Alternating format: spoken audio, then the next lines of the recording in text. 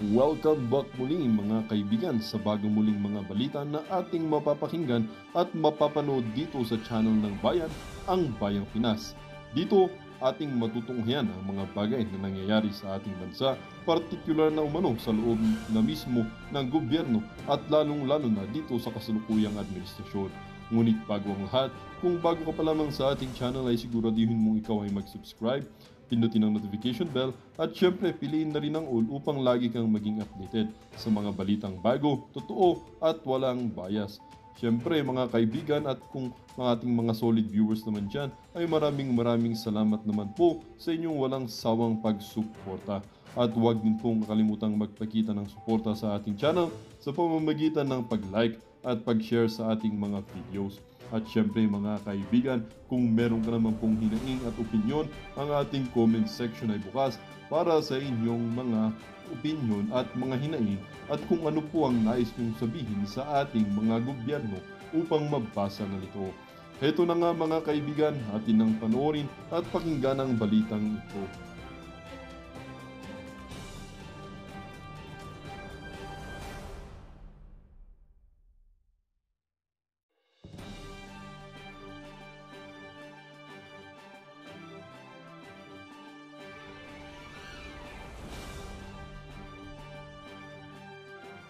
January 31 rally. Ay, alam mo, sobra nilang deceitful. Sabi niya, huwag kayong atel ng January 31 rally. Tapos sabi ni Madam Joey, sobrang nilang deceitful. Ang tanong, kayo bang dalawa ay nabudol ng tao na ito? Ito po mga ka-reaction ha. Oh. Nabudol po ba kayo ng tao na yan? Duterte 2025 budget illegal. Oh. Nabudol po ba kayo ng tao na yan? Oo. Yung tao na yan, hindi mo alam. Naturingan na propesora. Para sa akin lang ha, wala siyang delikadesa. Kung makasakay sa issue,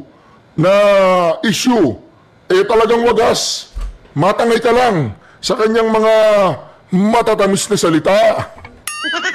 Pero ang kanyang prinsipyo, mga ka-reaction, ang dumadaloy na prinsipyo sa kanyang ugat ay espiritu ni Cory Aquino. Oh, tanungin ko nga Madam Profesora, kayo po ba ay sympathizer ng mga makakaliwang grupo? Kayo po ba ay sympathizer ng mga komunista? Hindi, tanong lang madam, tanong lang. Kayo po ba ay mga isang propagandist? Mapagbalat kayo? O pakinggan po ninyo kung ano sasabihin niya ha? Naman pong nagtatanong, no, may mga issues na naman na nauungkat ukol dito sa 2025 budget. Sinasabi po ni dating Pangulong Duterte at ni Congressman Ungab na maraming kulang-kulang na datos dito sa bicameral report ng 2025 GAA. Sinagot naman to ni Executive Secretary Bersamin na hindi maaaring pumirma ang Pangulo sa kulang-kulang na dokumento. Pero very interesting po yung tanong na ito, no? Sumakay na naman ang aling ito dito sa budget. Ako po kasi pinag-iingat ko po kayo ha, mga ka-reaction, mga kababayan. Ang tunay na nagmamahal sa ating bayan ay nais pagkakaisa. Ayaw niya ng gulo. Kaya lang, ang ginagawa ng taong to, pinupulaan niya yung, parang pinagsasabong niya yung dalawa para sila po yung matira, ganun. O ngayon, pinupuri na naman niya pinupuri niya Pangulong Duterte, saka si Ungab, Congressman Ungab, dahil daw po doon sa siniwalat o expose na questionable yung 2025 budget. Walang pagkakaiba yan kay Mark Manuela. Tsaka si Franz Castro, yung child abuse na convicted do. Makakasama niya sa January 31, yung convicted na si Franz Castro, makakasama niya. Sa rally, makakasama niya. Oh. Ngayon mga ka-reaction, ito po ang usapan ngayon. Mag-ingat po kayo sa taong yan. Dahil mamaya, pupurihin niyo yung mga Duterte, akala mo talagang pasasakayin ka niya. Pag sumakay ka na sa kanya, dadaling ka niya doon sa Dilawan, Pinklawan. Ang problema ng mga Marcos vloggers ngayon, na sumama noong January 18 yata yun, kina Franz Castro, nandun yung mga Marcos. Hindi sila pwede sumama dyan. Kasi pinapabagsak yung Marcos, si Bobong Marcos. Kawawa naman yung mga vlogger na, yung mga ensaymada vloggers. Kawawa, hindi sila pwedeng pumunta dyan. Titirahin si dyan, si Bangag, tsaka si Tamba. Oh, kawawa naman yung mga ensaymada vloggers. Hindi sila pwedeng pumunta dyan. Saan kayo ngayon magrarally, mga ensaymada vloggers? Saan kayo ngayon pupunta at sisigaw, Impit Sara, oh. Di po ba mga ka-reaction? Oh, ito, tingnan nyo to ha. Hindi naman sa pag-ano, ayan o. Tingnan po ninyo to mga ka-reaction ha. Ayan siya. Oh, ngayon. Ayan ha. Tingnan natin ha. Oh. Tingnan mo yung mga kasama nila oh. Ayan oh. Oh, di ba? Oh. Ayan siya. Ayan, yung nakasalamin. Kasama niya si Kiko. Ayun oh. Oh, si Bam. Oh. Si Leila. Oh. Oh, si Bam. Ayan, oo. Ayan oh. Sabi ko na sa inyo eh. Oh, ayan oh. Oo. Nakikita ninyo, nakaganon sila. Oo. Oo. Ayan. Nakaganon po sila, oh. Ayan, oh. Oh, nakikita nyo. Nakaganyan. Nakaganyan sila, oh. Laban. Laban, laban. Bawi, bawi. Laban, laban, oh. Di ba? Sabi ko na sa inyo, mga ka-reaction, ang babae niyan, tinatarantado lang yung kaisipan ninyo yan, oh. Oo. Yan. Oo. Sumakay na naman. Profesor, tanong ko lang sa'yo, tanong lang to. Yung bang prinsipyo mo, prostitute? Tanong lang. Yung bang prinsipyo mo, prostitute? Kahit saan pwede. Kani-kanino, nagigiyapid. Tanong lang yan, Huwag kang magalit sa akin, Profesor, Oh, yan, oh. Salamat naman, ayan, oh. Tingnan nyo. Mga ka-reaksyon. Oo. Ayan o. Oo. Ito lang. Oo. Ayos siya o. Oo. Diba? Oo. Diba? Oo. Ayan. Oo. Yan o. Oo. Diba? Ayan. Oo. Ayun siya. Ayan o. Yan o. Oo. Oo. Si Kiko. Si Leila. Madam Saba. Ayan o. Ayan. O, di ba? Yan ang sinasabi ko eh. O. Problema ngayon ng mga ensaymada vloggers. Ang problema po ng mga ensaymada vloggers, hindi sila pwedeng pumunta dyan. Pasensya na po kayo sa ano ko nag-concert po kasi ako. Kasama ko yung mga Guns N' Roses. O. Kaya medyo paos. O, yan po. O. Oh, di ba? Oh, di ba? Oh. Ang galing oh. Yung mga biktima. Mga estudyante yan na biktima. Oh. Sige, pirma kayo dyan. Oh. Ayan, oh. Oh, sumuto ba? Oh. Di ba? Oh, yan po sila. Oh, yan oh. Oh, bisitang walang dangal. Oh. Kasama pala siya sa mga bisitang walang dangal. Oh. Mantagin po ninyo yung mga ka-reaksyon. Oh. Ayan o. Oh. Oh, yan o. Libre ang koleyo. Senator Bam. Oh, di ba galing? Oh, yan o. Oh. Oh. Yeah, oh, di ba? Oh, di ba? Oh.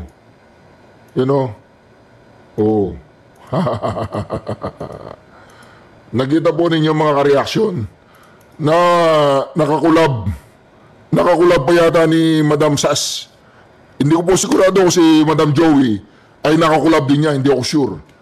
Pero anong sabi po ni Madam Joey De Vera, ano sabi niya? Notify kapag may ganito tayong upload. Salamat kabayan. Oo. Ayun. Sorry, kagigising ko lang. Gusto ko lang sabihin na huwag kayong a-attend ng January 31 rally. Oo. Ay, alam mo, sobra nilang deceitful. Sobra nilang deceitful. Sobra nilang deceitful. Sobra nilang deceitful. Alright, tuloy. January 31 rally is a pro-Martin Romualdez rally. Tingnan niyo yung statement nila. Kahit isang issue about Martin Romualdez, wala silang. Wale. Talaga? Ano ba? Oo. Di ba yun lahat? Di ba yun sa akin? Di ba yun lahat ng dilawan na lahat ng dilawan na social media, yung impact leadership, yung Pilipinas Today, mga dilaw yan eh. Pro-Martin yung mga yun. So wag kayong, do not be deceived. It is, ngayon di ba nga, ang gagawin nila, yun ang gusto ni Martin, kailangan parehong pahinain si Bongbong at si Sara. Kaya kita mo, di ba, ano nakalagay dun sa ano nila? Sara alis. Wait. Di ba ang issue? Billion na tapos si Sara yung paalisin. It is a deception. Huwag kayo nga atin, sabihin nyo dyan, yan ay pro-Martin Romualdez na rally. Galit kayo sa sa BICAM, nandiyan ang kasama nyong akbayan. Chinek ko ang journal ng botohan ng BICAM report sa Congress. Kasi diba pag bobotohan nyo sa Congress, yung final report. Dahil walang umalma. Walang umalma sa kanila. Tapos nandyan siya sa rally, yung akbayan. Nasa sila Congress ha. Huwag kayong maniniwala dyan. Do not be deceived. January 30, that is already the political base of Martin Romualdez. Kasi walang political base si Martin Romualdez. Baka nga ang mangyari sa 2028, baka ang mangyari sa 2028, Martin Romualdez President, Risa Vice President. Baka ganyan ang ano niyan. Okay. Tingnan nyo, di ba walang, di ba? Di ba, mga vets? Basahin yung statement, pumunta kayo dun sa ni Shell. Kababasa ko lang sa ni Cathy Binag tapos naloka nga ako. Bakit Martin, Marcos budget pahirap, tapos Sara alis? Bakit yung dalawa lang yung Cielo Magno. Tapos binasa ko yung long statement. Tapos may event pa si Trillanes on the same day, same venue. Oo! Oo! Wala yan. Di ba? Nakita ninyo, basahin nyo, hanapin mo yung pangalan dyan ni Martin Romualdez. Wala. Kasi, yan na ang base ni Martin Romualdez. Kailangan niya ng political base. Ipag-isip-isip. Sa ni Shelo? Sa page ni Shelo Magno? Tingnan mo si Cathy Binay, ni-repost niya yung ni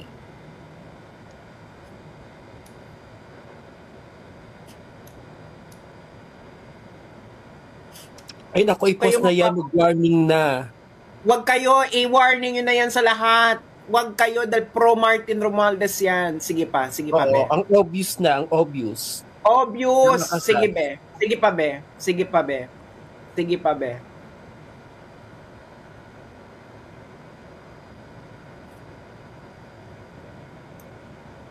Ito. Yan. Tingnan mo, basahin mo yung basahin mo. Tingnan mo, hanapin mo yung Marcos Duterte managot, Marcos budget pahirap, Sara alis dyan. Boses ng Pilipino Konsyerto ng Bayan, Clergy and Citizens for Good Governance. Ay, may pare. Talagang huwag kayo matindi may pare.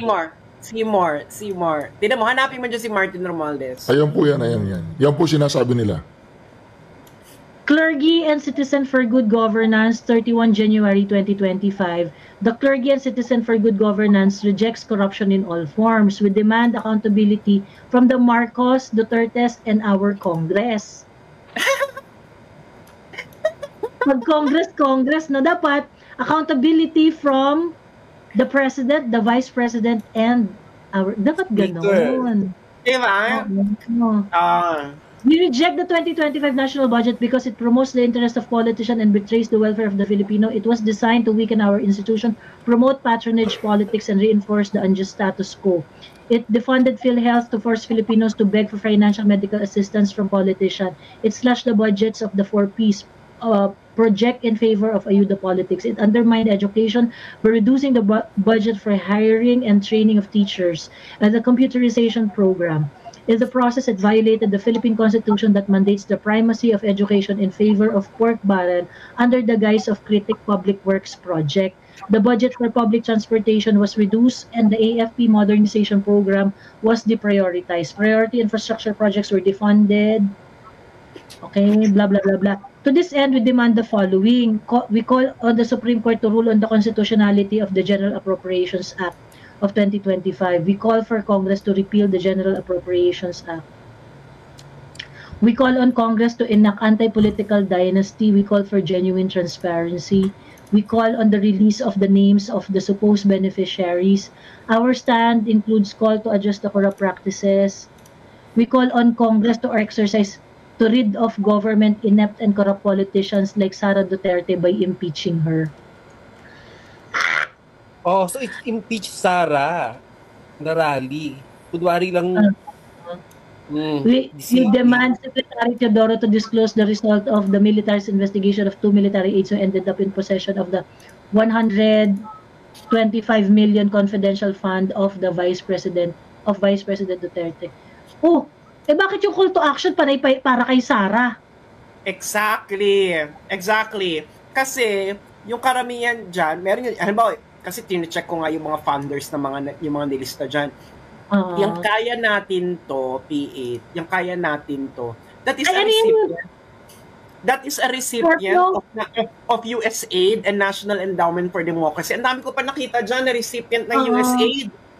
Huwag kayo dyan, kasi ang gagawin yan, alam nilang kaunti sila, sinakyan nila tong issue dahil ito ay across political lines.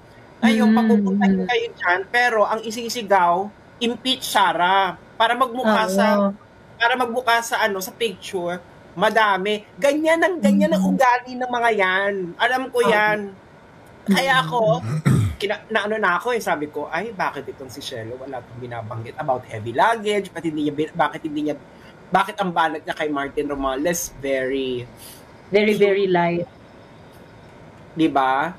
Wala yan. That is, yan. So, ibig sabihin mga ka-reaction, maraming salamat naman at si Madam Sas Rogado ay nakalabit na. Nakalabit na po ng katotohanan na itong si Shelo Magno ay talagang dilaw ang dugo. Dilaw po ang dugo. Tanong ko nga kay Shelo Magno Madam, anong problema natin? Malakas na ba yung dilawan? Lumakas ba kayo? Nakakuha ba kayo ng suporta galing sa mga loyalista ni Bangag? Nakakuha ka na ba ng suporta sa mga Duterte? O pati yung mga dilawan na kay Duterte na ngayon? Dahil nahalata nila kayo, baka tanong lang sympathizer ba kayo ng mga komunista? Sympathizer ba kayo ng mga umaakit sa bundok? Tanong lang yan, madam. Tanong lang, Baka magalit ka, tinatanong lang kita. Diba? Ganun yan. Yan. Na kayo. Do not be deceived. Kasi bakit wala kang Martin Romualdez na nabanggit? Siya ang nasa behind yan. Ba't hindi mo mabanggit yung mga bycam na dilaw? Di ba may mga dilaw na nasa bycam? Si Stella Kimbo, ba't hindi nyo mabanggit? Wala yan. Hindi nyo masabi-sabi, no? Wala yan. Dinideceive lang kayo niyan para magbukas. Pagkatapos, dito bang pakiusap, tapos ang call to action for Congress to act to impeach corrupt officers like Sara Duterte. Bakit si Sara, billion yung inaward ng House of Representatives sa sarili nila? Wala yan. Alam nyo na, di ba? So, puntahan nyo yung wall ngayon ni Shelo Magno. Bakit ayaw yung paalisin si Martin Romualdez? Ba't ayaw yung singilin si Martin Romualdez sa heavy luggage? Yun, meron ng decision yun sa Delaware. Puntahan nyo ngayon, now na. O, di ba? Ako, pinuntahan ko na. Pinuntahan ko na nung isang vlog ko, pinuntahan ko na eh. Winarningan ko na ang mga Pilipino. Kay Cielo Magno. O, di ba? Legit, tanong lang madam, kayo ba ang legit na budolera? Kayo ba ang legit na Professor Budol?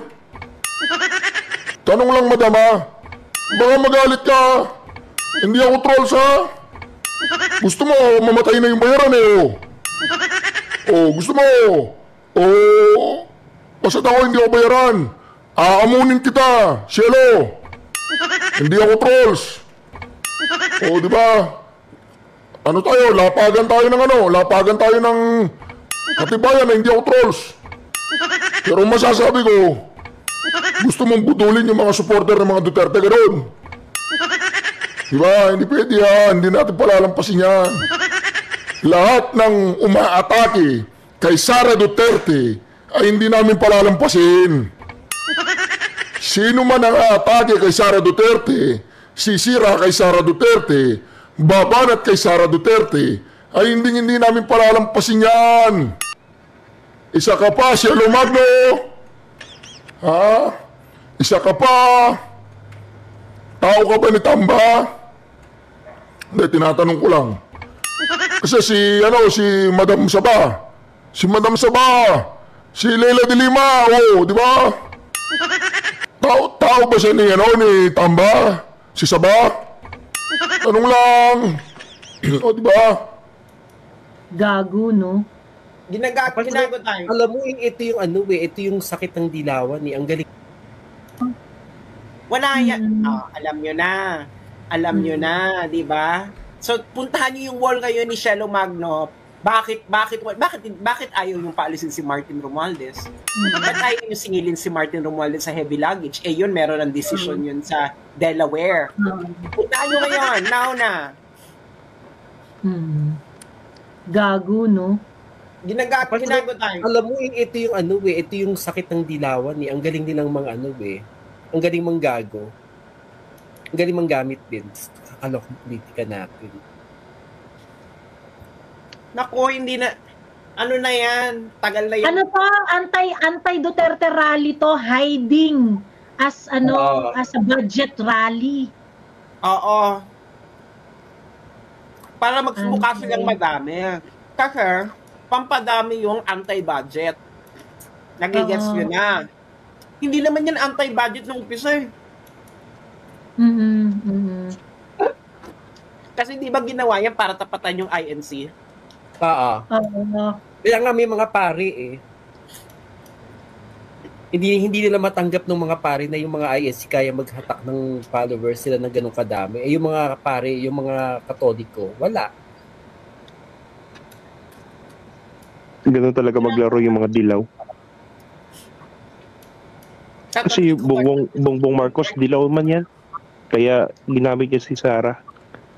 Parang inuto niya lang si Sara din para dumami yung supporters niya. Ulul.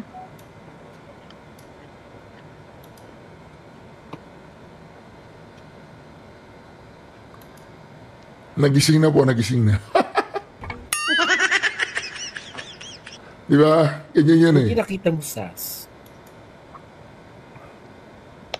Actually, may nakita na yun ako nagpo-post niyan eh. Actually, beware, ganyan. Nung nakita ko na si Trillanes calling for anti-impeachment ng 31 pagkatapos same venue. Doon ako turn off na parang ano ba nito nandiyan pala si Trillanes, alam na. Diba? Yeah. Miss Joey, ito ba yung ini-invite ka? Ito yon?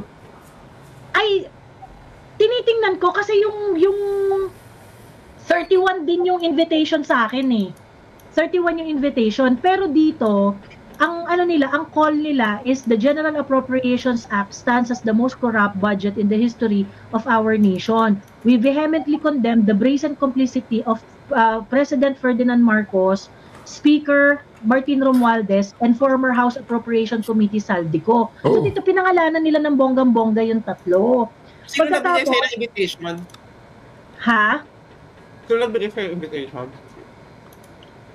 Sabihin ko sa'yo yung sabihin ko sa'yo sa... Ngayon na? Hindi ko rin kilala eh.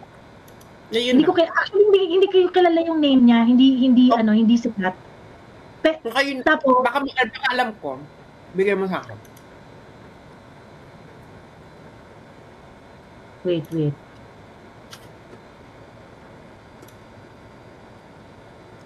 Kay Guanzon daw pala yung binabasa mo. Kay Guanzon.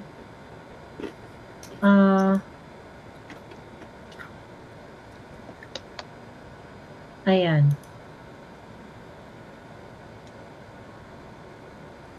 Ayun. Pagkatapos, nagtanong ako. So sabi nila sa akin kasi,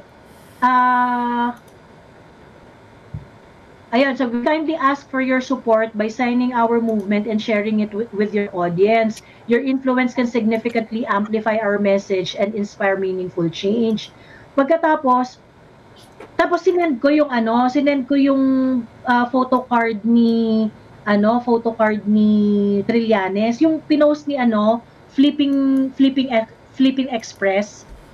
Sabi ko, sama na kayong lahat sa rally sa January 31 para sa impeachment ni VP Sara. We are inviting everyone to join the multi-sectoral rally para sa impeachment ni Sara on 9 a.m. at the People Power Monument. Panimula pa lang ito. Let our voices be heard. Tapos tinanong ko, is this true? Sabi ko ganun. Tapos nagsumagot sila. Sabi niya, yes, it's true. But the rally I mentioned is calling for action against 2025 GAA and asking Speaker FMR, BBM, and Saldico to take responsibility. There are several rallies scheduled for that day. So, mami, mukhang ini-scam ka nung kausap mo. Oo. Alam mo gagawin nila yan? Ang gagawin nila yan, padadamihin nila yung tao. Tapos, ipopronta nila sa international press, o ito, anti-impeachment Sara. Ganyan yan, Day. Oo. Sabi ko, you allowed it to be done on the same day and same venue? Sabi ko, so Trillanes is one of the organizers of the 31 rally. Sabi niya, no po, he is organizing a separate rally. But it is on the same day. Sabi ko ganon. Sabi nila, yes. You allowed it to be done on the same day and same venue? Parang too much of a sabi ko, you should not allow this event to be tainted by anti-Sara calls if you are serious. Hindi, pinapakinggan ko po yung usapan nila. Tama naman na sinasabi nila. Kasi nga, dalawang rally sa isang araw. O, di ba? Saan ka makakita nun?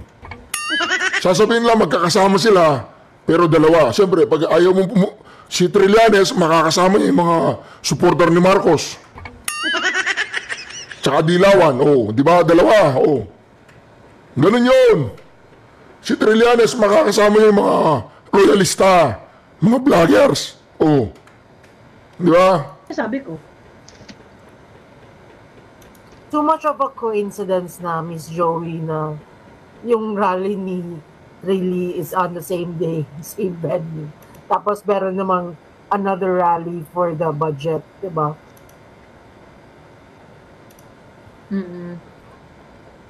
Sa kasing venue. So, ano yan? Correct. Gagamitin lang yung mahihikayat yung gagamitin na ano. Yun nga yung sabi ko kay Miss Joey kanina, Miss Laika eh. Hindi sa atin yan. Oo. Scam yan, scam. Ini-scam ka, Mami Joey. Oo. Ayun. This ngayon, sinend ko nga yung sabi ko, you allowed it to happen on the same day, tas nandun si Trillanes, same venue. Anong final na sagot nila sa'yo, Miss Joey? Sabi nila meron daw rally before 31. Mag-organize din daw sila ng rally, separate rally before 31. So papaalisin nila kayo? Pero ang tagal niya nag-reply na after. ang tagal na nag-reply sa akin after. Pero kasi sinabi ko nga, you should not allow this event to be tainted with anti-Sara calls if you're serious. Sabi kong gano'n. So, don't worry, ma'am, we'll hold a rally before January 31, separating from those involved in anti-Sara. 31 yung nakalagay doon sa invitation nyo eh. Wala yan. Kaya ginawa nila yan, binubudol kayo. Ang gagawin nila, pararamihin nila yung tao dyan kasi gusto nilang tapatan yung INC rally. Ngayon, ang gagawin nila, pag dumami na yung tao dyan, pipicturean nila, tapos ipapadala nila sa press, ito yung kadaming taong gustong tanggalin si Sara. Hindi na kayo natuto. Ginawa na nila yan before. Naalala nyo yun? May mga ganun silang ginawa. I-research nyo yun nung panahon ni Duterte. Sabi nila anti-Duterte rally, tapos yung rally pala Duterte. Nako. Gagaling talaga ang mga NPA magsilta, well-trained yan sila. Hindi yan sila NPA, ibang grupo yan. Basta involved yung Pilipinas Today. Kung yan isinusunod ng Pilipinas Today or Pilipinas Today kung ano mong lugar o Pilipinas Today kung ano man. Kay Martin yan. Involved si Martin yan. Kaya kanina Mamilayka, nung bago ka yata umakyat no, nakwento ko na kasi yon. Sabi ko, alam niyo, ini-invite ako nung tapos nung nalaman ko, ang tawag dito, andun rin si Trillanes. Sabi ko, for that reason, hindi ko tago pupuntahan niya, doon si Trillanes eh. Diba, I'm rallying behind Trillanes. Ew. Wala yan, hindi, kita mo, di ba, puro ang nila, panagutin ang corruption ni Sara Duterte at ni Duterte, saka ni Digong, yun ang nakalagay sa kanilang call. Parang, wait, di ba inaward na lang nila ng bilyon-bilyon yung mga sarili nila? Corruption. Ito malinaw na malinaw, si Martin may malinaw na heavy luggage issue na sa Delaware. Hindi nyo mabanggit. Huwag kayong maniniwala. Tapos, malapit na ang 2028. Ang si Martin Romualdez, kailangan niya ng political base. Hindi, parang kulang yung BBM base for Martin Romualdez kasi hindi lahat yan sold sa mga Romualdez, ang mga loyalista. Ang karamihan ng mga loyalista ayaw sa mga Romualdez yan. Correct. Oo. Kasi yung ibang loyalista sinisisi yung mga Romualdez. Elda nung unang panahon. Diba? Ngayon, kailangan niya ng ibang political base. Hindi ba? Kaya nga, di ba, sinong kasama niyan? Ni-recruit niya na sa kanyang si Stella Kimbo. Si Stella Kimbo, dilaw yan. O, ba't hindi nila mabanggit si Stella Kimbo? Bakit hindi nila mabanggit yung heavy luggage? Hindi kina-cover yan ng mga ng mga dilaw. Kayo imagine ilang beses na natin tong inaano. Wala yan. Hindi mo mabanggit si Martin Romualdez. Siya ang ganun ka-naive na hindi mo alam na si Martin Romualdez ang isa sa mga prime mover ng corruption sa BBM administration. Kung hindi mo alam, bakit ka makikijoin dyan? Wala sige, yan. Campaign natin. I-post natin ang campaign. It's not really an anti-budget call. It's not really an anti-budget. Their call to action is to impeach Inday. Yes. Oo. Yun ang call to action nila. It's an impeachment. It's an impeach Inday rally. Ang ginawa lang nila, behind the national budget issue. Ang ginawa lang nila, alam nilang hindi nila kaya mapantayan yung INC rally. So ngayon, humanap sila ng ibang issues na pwedeng may mga taong makijoin. Kasi nga, ganyan ang pag-organize mo ng rally. Ang gagawin mo, papadamihin mo yung issue. Kunwari. Tapos biglang magugulat ka nila, bakit ibagsak ang gobyerno na? Ganon yun mga bets ang mag-organize ng rally. Diyos ko, dahil lumaki ako sa Mindiola, no?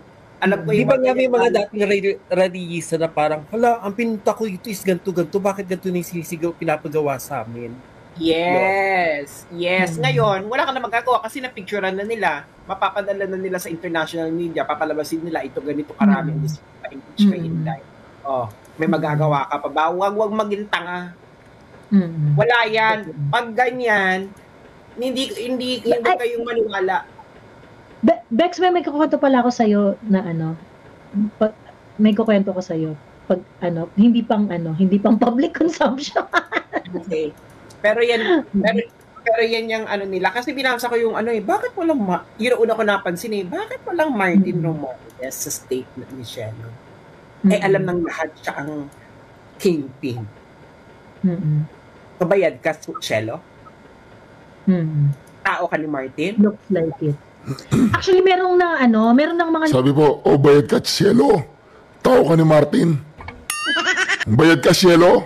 Tao ka ni Martin. Tanga. Wala yan. Pag ganyan, hindi kayong maniwala. Bex, may kukwento pala ako sa'yo na may kukwento ko sa'yo. Pag hindi pang public consumption. Okay. Pero yan yung ano nila. Kasi binasa ko yung bakit walang, yun ang una ko napansin bakit walang Martin Romualdez sa statement ni Shelo? Alam ng lahat siya ang kingpin. Kabayad ka, Shelo? Tao ka ni Martin? Looks like it. Actually, meron ng mga nanonood sa atin before SAS sa live na kino-question din si Shelo why he's not hard on Martin. Alam Marami pang naka-observe, oo. Si Martin ang may heavy luggage issue Siya ang siya ang may established as fact sa korte pa ng Amerika, Shelo. At ginawa niya pagkaupo niya bilang House Speaker. Tapos dead ba ka? Something. Ay nako, girl. Alam mo, girl, hindi mo ako mababakla. Bakit malapit sa mga magi si Girl. Ako civil ako, pero huwag mo akong baklain.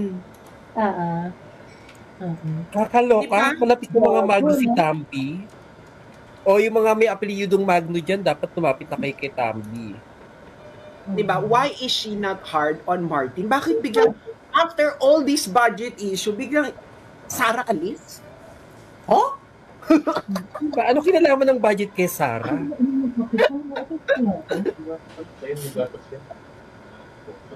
Huwag kayo dyan. Girl. I know, Shelo. You were still okay with me, but girl. Baka yung argument na naman nila nito is yung INC daw ginamit na para manghikayat ng mga BBM supporters kasi sabi in support of the president. Talagang yung in support of the president yung nila, in support of the statement of the president. Yun nga. Impeach si Sara. Tapos ginamit na ng mga BBM supporters na in support daw ng president, yung ganun. So nagpuntahan din sila doon, pero pagdating na doon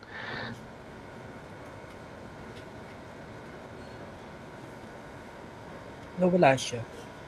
Hindi nagsialisan sila kasi against daw kay baka yun yung gagamitin nilang argument. Si Heidi Mendoza din daw is not hard enough on Martin niya. Every time na may issue siya sa corruption, laging Sara yung Hindi nila nababanggit si Martin Romualdez, no? Miss Joey, di ba meron... Baka galing kay Martin ang funds. Di ba may content, Miss Joey? Ang rally. May content before na yung kumakain sila ng junk food, dalawa ni Shelo Magno. Oo. Pertaining to Mary Grace Piato. So, doon nga sila kinanako nga sila doon sa TikTok. So Sara na naman, di ba? Pero they never made a content or a post na pertaining to Martin. Or mas malala yun. Sinasabi lang ni Shelo, Martin, asa na yung listahan ng mga ng mga receivers ng AKAP? Bakit ganoon? Bakit patanong? Bakit hindi mo sabihin nilakaw mo na naman, Martin? Bakit hindi kasing heavy yung mga korupsyon sa confidential fund, di ba? Yung mga ganun. Gano'n. Oo. Dapat tanggalin si Martin as House Speaker. Walang gano'n, di ba? Bakit? Nakita ko yung listahan. May iba dito, recipient ng USAID. Ito, dilaw na dilaw. Akbayan, bumoto kayo dun sa sa BICAM report. Ay, nako.